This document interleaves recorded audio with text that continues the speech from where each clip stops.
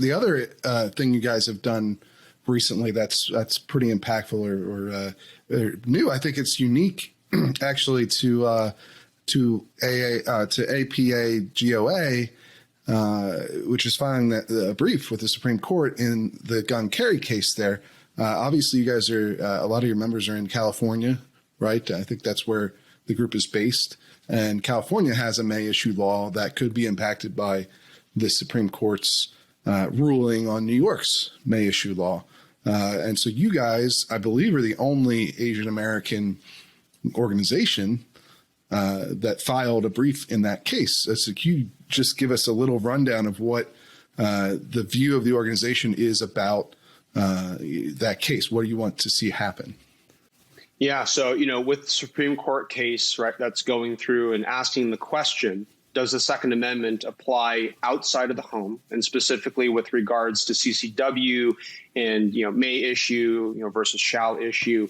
For APA GOA, right, this is very much about maximizing the freedom of choice for individuals to decide whether they want to own a firearm or not outside the home, right? And whether you want a CCW is a very personal, question and personal decision, but it should be a choice, right? It should be a choice. And the fact that it is not an equal choice in every part of our country is a huge problem, right? My rights here in California and specifically here in San Francisco County, are severely restricted compared to other parts of the country where you have constitutional carry, right? You don't even need to, apply for a CCW. So this disparity of freedom is something that I think it comes down to the equal opportunity of exercising our civil rights, no matter where you live in our country.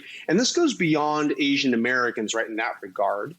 But specifically with the amicus brief, we got connected to an amazing legal firm, and the lead attorney for the amicus brief, his name is Albert Lin. He's the former Solicitor General of West Virginia.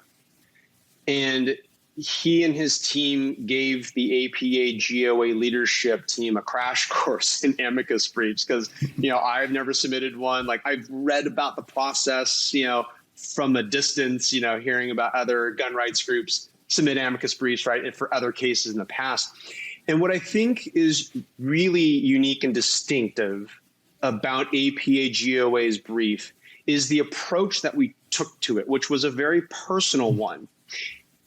The brief is filled with personal anecdotes of Asian Pacific Americans across the country that were negatively impacted by the pandemic, negatively impacted by violence that came upon them and their families, and how the Supreme Court's decision on this case could have a tremendously positive impact, right, and change their lives.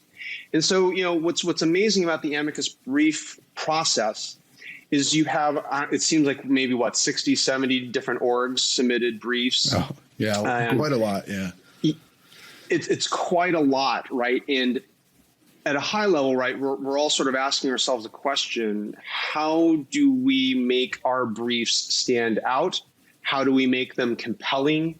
And for us, we really wanted to lean into the personal anecdotes that we have been hearing. And these anecdotes are why we formed APA GOA in the first place, right? We've just been hearing, myself included, from Asian Americans who were pissed off. We're scared, we're upset, we're angry, but we're also determined to protect ourselves and to protect our communities.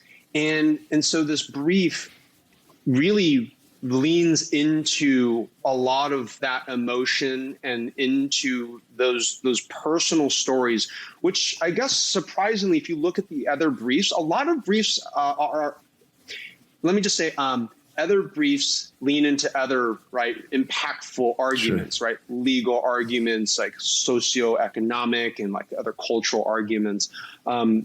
But I would say APA GOA's brief, is unique in that we're one of the only, if not one of the few, briefs that really, really wanted to have a narrative and a vibrant, impactful storytelling focus for our brief. And hopefully our brief will make a difference when the final decision comes out here either later this year or next year.